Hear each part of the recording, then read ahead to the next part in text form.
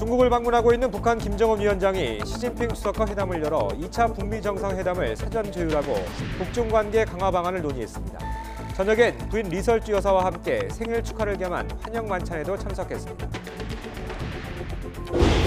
미국과 중국이 베이징에서 열리고 있는 무역 협상을 하루 더 연장하기로 했습니다. 양국은 중국 시장 개방 확대 등 쟁점에서 이견이 좁힌 것으로 알려졌으며 트럼프 대통령은 협상이 아주 잘 진행되고 있다고 낙관적인 전망을 내놨습니다. 법원이 강제징용 피의자들이 낸 신일철 주금 한국자산 압류 신청을 승인하고 회사 측에 관련 서류를 보내는 절차를 밟고 있다고 밝혔습니다. 신일철 주금 측은 일본 정부와 협의에 대응하겠다는 입장입니다. 대통령 비서실장에 노영민 주중대사가 임명되고 정무수석에는 강기정 전 의원, 국민소통수석에는 윤도한 전 MBC 논설위원이 임명됐습니다. 신임 노영민 비서실장은 무엇이든 경청하겠다고 각오를 밝혔습니다. 쇼트트랙 심석희 선수가 조재범 전 대표팀 코치한테서 성폭행을 당했다고 추가 고소했습니다. 심 선수는 고소장에서 성폭행이 지난해 평창올림픽 개막 2달 전까지 4년 동안 계속됐다고 밝혔습니다. 오늘 아침 서울 기온이 영하 9도까지 떨어지는 등 전국에 반짝 한파가 찾아왔습니다. 낮에도 영하권 추위가 예상되지만 주 후반에는 포근한 날씨가 이어지겠습니다. 굿모닝 YTN 3부 시작합니다.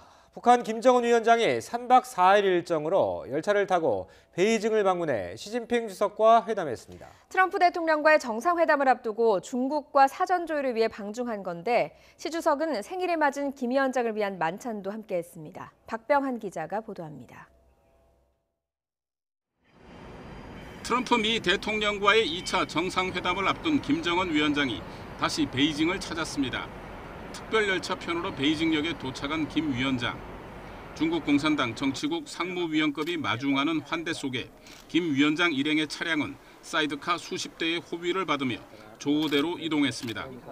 김 위원장이 열차를 탄 것은 북중 수교 70주년을 맞아 전통적인 중국 방문 수단인 열차를 이용해 양국 간의 우위를 과시하려는 것으로 보입니다. 또 김 위원장의 생일이라 수행당 규모가 크죠. 전용기보다 열차를 이용했다는 해석도 나옵니다. 지난해 전용기를 이용한 방중 일정이 1박 2일이어서 3박 4일간에 걸친 이번 중국 방문이 훨씬 중요한 의미가 있음을 시사했습니다. 김 위원장은 시진핑 주석과 4차 정상회담에서 임박한 2차 북미 정상회담을 조율하고 북중 수교 70주년을 맞아 교류 확대와 관계 강화도 논의한 것으로 보입니다. 所说的深化中朝两党两国双边关系，包括共同关心的国际和地区问题，交换看法，深入的交换意见。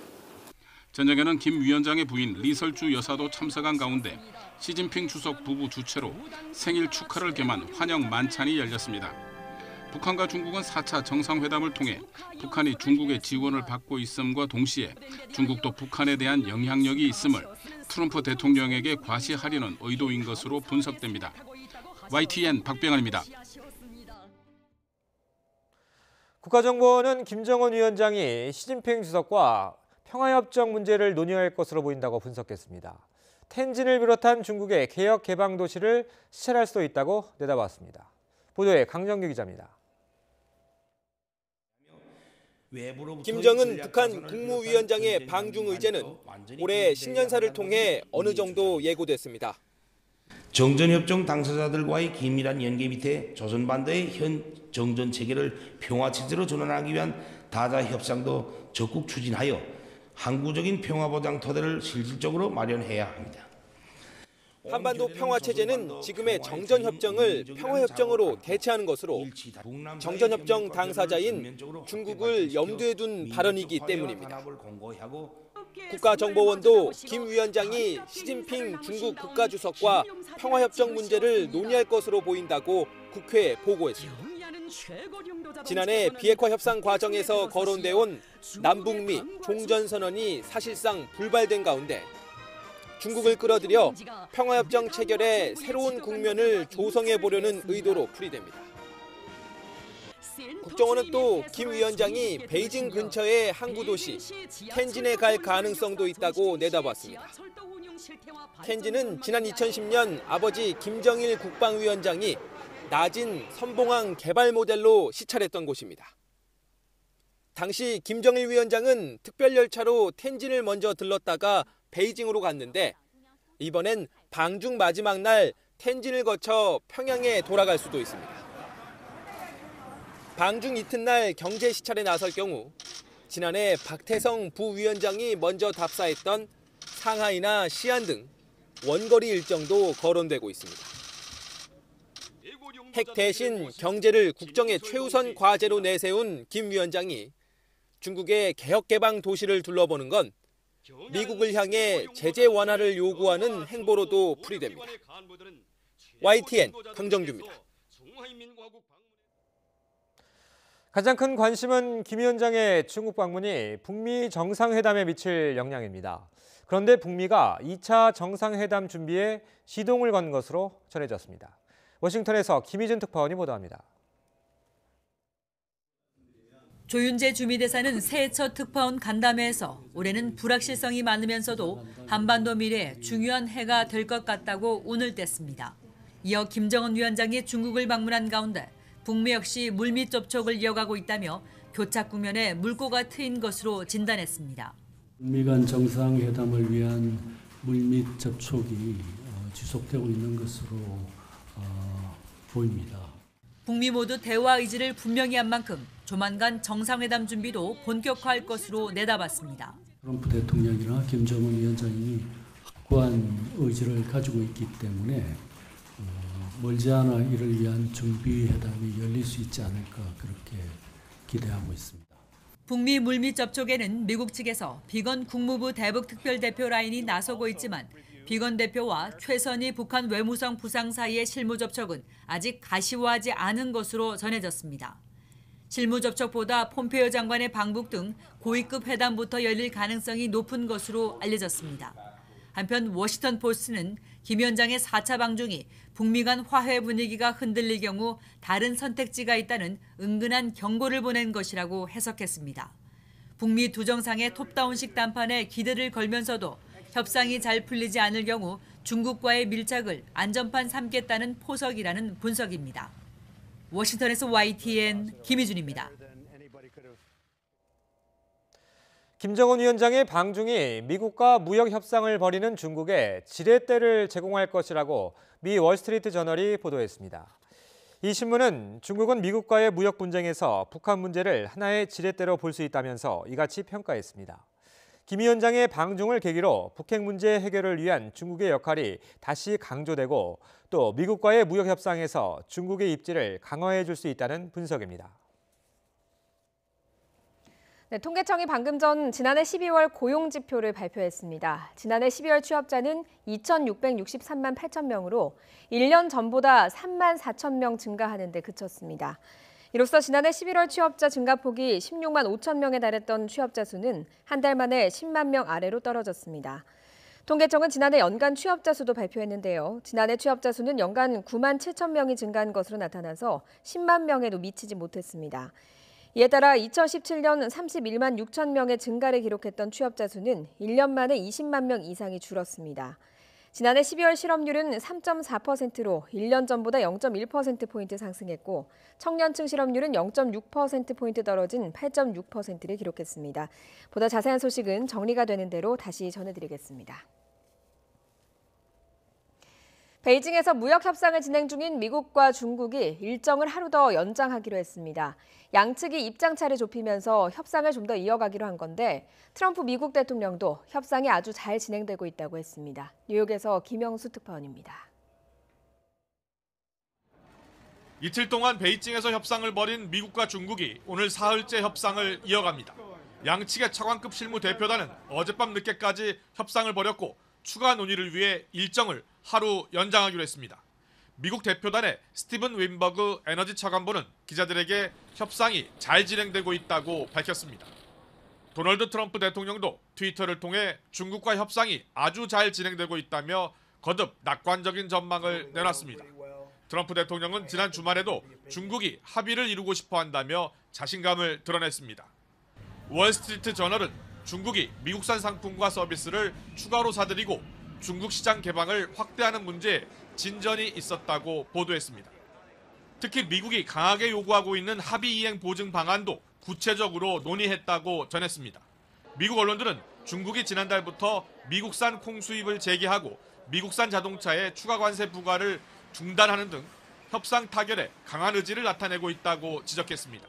또 미국 기업의 지식재산권 보호를 강화하고 기술 이전 강요를 금지하는 법안 마련에도 적극적이라고 전했습니다.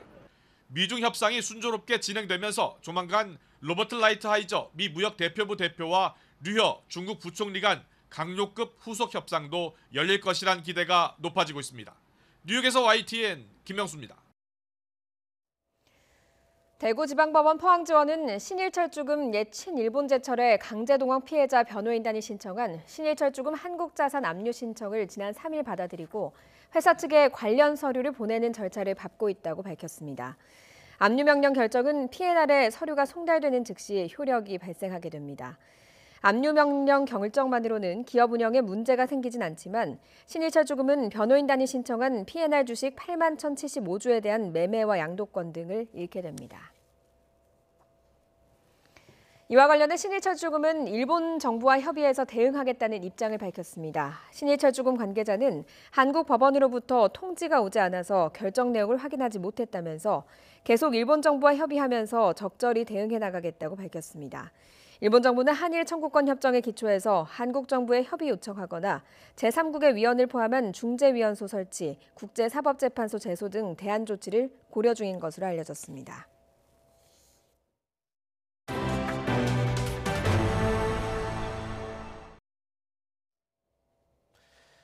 문재인 대통령 집권 3년 차를 함께할 신임 비서실장에 노영민 주중대사가 임명됐습니다.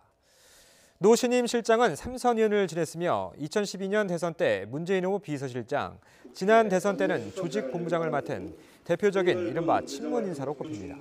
신임 정무수석에는 강기정 전 의원, 신임 국민소통수석에는 윤도한 전 MBC 논설위원이 임명됐습니다. 노영민 신임 대통령 비서실장은 앞으로 어떤 주제든 누구든 어떤 정책이든 가리지 않고 경청하겠다는 포부를 밝혔습니다. 노영민 신임 비서실장은 임명 발표 직후 청와대 춘추관에서 자신은 많이 부족한 사람이고 그러다 보니 두렵기도 하다며 부족함을 경청으로 메우겠다고 밝혔습니다. 최저임금 결정 구조를 이원화하기로 한 정부 방침을 놓고 노동계의 반발이 이어지고 있는데요. 현 최저임금위원회에 참여하고 있는 노동자 위원들이 오늘 오전 기자회견을 열기로 했습니다. 김정아 기자가 보도합니다. 정부가 최저임금 결정 체계를 이원화하는 방안을 내놓자 노동계는 제도 보완이 아니라 오히려 더 나빠졌다고 강하게 비판했습니다. 한국노총은 우선 절차상의 문제를 지적했습니다. 당사자와 충분한 논의와 합의를 해야 하는데 이를 무시했다는 겁니다. 결정 기준에 사업주의 지급 능력을 포함한 데 대해서도 받아들이기 어렵다는 반응입니다. 향후에 어떤 그 양대 노총이나 전체 노동계가 함께 최저임금 제도 개혁 저지를 위한 투쟁을 전개해 나갈 예정입니다. 민주노총도 노동계와 단 한 번의 협의도 없이 일방적으로 최저임금 결정 구조를 개편하겠다는 발상은 ILO 협약의 취지와 정신에 어긋난다고 지적했습니다. 그러면서 정부가 재계의 압력에 굴복해 최저임금 만원 정책을 포기했다고 비판 수위를 높였습니다.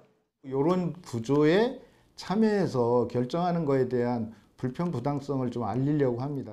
현재 최저임금위원회 노동자위원 9명은 오늘 한국노총에 모여 공동 대응 방안을 모색합니다. 노동자위원들은 이어 기자회견을 열고 정부의 최저임금 결정 구조, 기준 변경안의 문제점을 짚고 종합적 제도 개선을 위한 사회적 논의를 촉구할 계획입니다. YTN 김장합니다. 어제 오후 5시 반쯤 경북 김천시 공단 일길에 있는 한 제조업체 저장 탱크가 폭발했습니다. 이 사고로 작업 중이던 노동자 28살 A씨가 숨졌습니다. A씨는 사고 직전까지 탱크가 새는지를 확인하는 작업을 하고 있었던 것으로 전해졌습니다. 어제 오후 8시 50분쯤엔 충남 서산시 인지면에 있는 단독주택에서 불이 났습니다. 이 불은 신고를 받고 출동한 소방대가 50여 분 만에 진화했지만 87살 A씨가 집안에서 숨진 채 발견됐습니다. 경찰과 소방당국은 피해 규모와 화재 원인을 조사하고 있습니다. 쇼트트랙 간판 스타 심석희 선수가 조재범 전 대표팀 코치로부터 어렸을 때부터 폭행을 당했다고 밝혀 충격을 줬었는데요. 그런데 이게 끝이 아니었습니다. 지속적인 성폭행까지 있었다며 코치에 대해서 추가 고소했습니다. 보도에 이상순 기자입니다. 쇼트트랙 국가대표 심석희 선수가 지난달 17일 조재범 전 대표팀 코치를 추가 고소했습니다. 심 선수가 조 전 코치를 추가 고소한 혐의는 아동 청소년에 대한 강간 상해 혐의입니다. 고소장에 따르면 성폭행이 시작된 것은 지난 2014년 심 선수가 만 17살 고등학교 2학년 때입니다. 성폭행은 이때부터 지난해 평창올림픽 개막 2달 전까지 4년 가까이 계속됐습니다. 심 선수는 경찰 조사에서 범행 때마다 협박과 폭행이 있었다고 진술한 것으로 전해졌습니다. 뭐 협박도 좀 있었다고 얘기를 하던가요? 네네네. 뭐 운동 뭘 계속할 생각이 없냐 뭐 이런 거. 네. 이에 앞서 심 선수는 다른 선수들과 함께 조 전 코치를 상습 상해 혐의로 고소했습니다. 조 전 코치는 이 사건으로 1심에서 징역 10개월을 선고받고 법정 구속돼 항소한 상태입니다. 그러자 심 선수는 지난해 12월 항소심 2차 공판에 증인으로 나와 엄벌을 호소하기도 했습니다. 어떤 이유에서든 폭행은 근절돼야 된다고 생각합니다. 앞으로 스포츠계에서도 어디에서도 절대 일어나서는 안 될 일이라고 생각을 하고 있고 또 그러기 위해 엄벌을 주셨으면 좋겠습니다. 조 전 코치 측은 성폭행 혐의를 전면 부인하고 있는 것으로 알려졌습니다. 수사에 착수한 경찰은 조 전 코치의 휴대전화와 태블릿 PC 여러 대를 압수해 분석하고 있습니다. 경찰은 압수물에 대한 분석이 끝나는 대로 조 전 코치를 조사할 예정이라고 밝혔습니다. YTN 이상순입니다. 수행비서를 성폭행한 혐의로 재판에 넘겨졌다가 1심에서 무죄를 선고받은 안희정 전 충남지사의 항소심 결심 공판이 오늘 열립니다. 서울고등법원은 오늘 업무상 위력에 의한 추행 등 혐의로 기소된 안 전 지사의 항소심 결심 공판을 진행합니다. 오전에는 안 전 지사의 옛 수행비서를 상대로 비공개 증인신문을 진행하고 오후에는 검찰의 구형과 함께 안 전 지사의 최후 진술이 있을 예정입니다. 자유한국당이 보수논객 지만원 씨의 5.18 진상조사위원 선정 여부를 놓고 시끄럽습니다. 다른 정당들은 아예 추천권을 반납하라고 비판하고 있지만 한국당은 이러지도 저러지도 못하고 있습니다. 조은지 기자입니다. 구구논객 지만원 씨, 5.18은 북한군 소행이란 말로 민주주의 항쟁을 깎아내린 데 대한 책임으로 손해배상 판결까지 받았습니다. 그러고도 자유한국당 몫의 진상조사위원 자리를 탐냈지만 김성태 전 원내대표는 단호하게 선을 그었습니다. 국민적 판단이나 또 국민적 상식에 어긋나는 일은 해서는 안 된다고 보고 있습니다. 일부 친박의 지지세를 얻고 당선된 나경원 원내대표는 지만원 씨와 회동하는 등 원점에서 논의를 다시 시작했습니다. 원내 지도부는 반대 기류가 우세한 것으로 알려졌지만 공개석상에선 여전히 지 씨에 대해 모호한 입장으로 일관하고 있습니다. 북한군 개입 여부가 진상조사의 범위로 아예 명시되어 있습니다. 가장 전문가라고 추천이 되어 있었던 것이고요. 지 씨가 거론되는 자체가 한국당의 부끄러운 민낯이라고 말하는 핵심 인사가 있는 반면 지 씨를 조사위원회에 앉히라는 압박이 공개석상에서 나올 만큼 마냥 무시하기는 힘든 분위기입니다. 그렇게 이상한 분 아닙니다. 꼴통 아닙니다. 아마 이분보다 더 이 5.18에 대해서 연구를 깊게 한 분은 없을 겁니다. 한국당을 뺀 여야 4당은 당장 십자포화에 나섰습니다. 더불어민주당과 바른미래당은 당 지도부 회의에서 비판을 쏟아냈습니다. 600여 명의 북한군 특수부대가 투입됐다는 가짜 뉴스를 생산해내서 수차례 형사처벌을 받기도 한 사람입니다. 초등학생이었던 탈북자들까지도 특수부대였다고 제발 좀 황당무계한 얘기 그만하시고 탈북자들한테 무릎 꿇고 사죄하시기 바랍니다.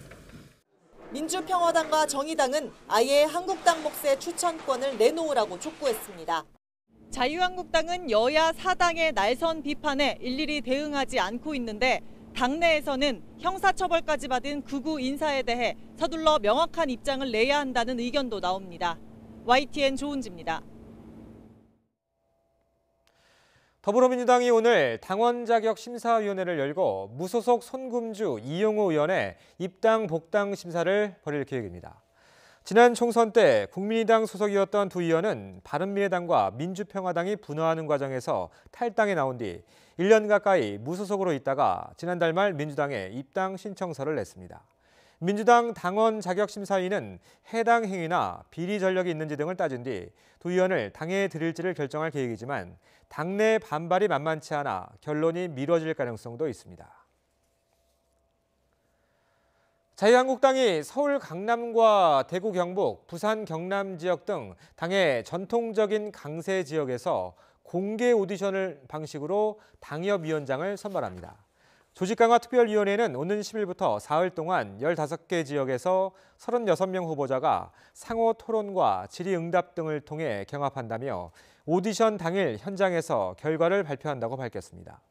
오디션에는 3선을 지낸 권영세 전 주중대사를 비롯해 조혜진, 김동완, 유성걸, 홍지만 전 의원, 또 윤두현 전 청와대 홍보수석 등이 출사표를 던졌고 1988년생 스타트업 대표 등 정치 신인들도 도전장을 냈습니다.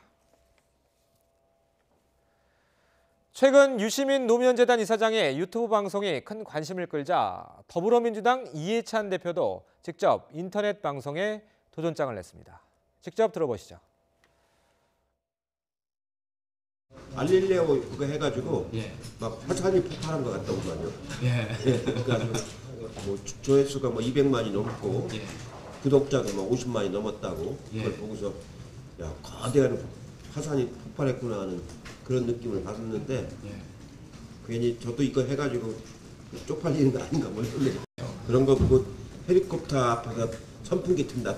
저하고도 뭐 자주 그런 얘기를 하는데 본인은 정치의 공적인 이런 자리 이런 건 좀 안 하려고 그러는 것 같아요. 좀 자유롭게 좀 살려고 그러는 것 같아요. 웬만한 사람들은 정치 안 하려고 하는 게 이해가 가죠. 저는 이것밖에 할 줄 아는 게 없어서 정치 외엔 다른 건 옛날 뭐 다른 저도 출판사도 해보고 서점도 해보고 식당도 해보고 그랬는데 그런 건 이제 그냥 생계로 한 거고 직업적으로 한 건 정치밖에 없거든요. 오늘만큼은 있는 그대로 솔직한 말씀 해주셨으면 좋겠어서 제가 준비를 좀 하겠습니다. 정치인 중에는 제가 제일 솔직하고 직선적이거든요. 사법농단 의혹을 수사하는 검찰이 헌법재판소 재판관들의 비공개 회의 내용 등 내부 기밀이 대법원으로 유출된 과정에 양승태 전 대법원장의 지시가 있었다는 진술을 확보했습니다. 앞서 검찰은 임종원 전 법원행정처 차장이 이규진 전 대법원 양형위원회 상임위원회를 통해서 헌법재판소에 파견된 판사에게 지시를 전달한 것으로 봤습니다. 하지만 최근 이전 상임위원회 업무 수첩과 진술 내용 등을 통해 양 전 대법원장이 내부 정보를 알아보도록 직접 지시하고 보고도 받은 정황이 드러났습니다. 청와대 특별감찰반에 민간인 사찰 의혹을 제기한 김태우 수사관의 검찰 소환이 또 미뤄졌습니다.